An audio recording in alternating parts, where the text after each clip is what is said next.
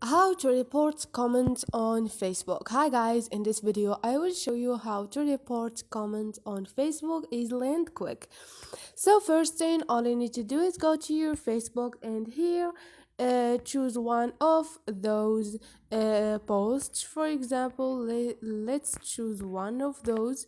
Just keep clicking on the screen and here you're gonna find comments. Choose one of them, for example this one, and click on the first one, which is find support or report comment. Now all you need to do is you can report this comment after selecting a problem. That's mean why you are reporting this comment. For example, hate speech, you're gonna find it the third one before the last. Spam,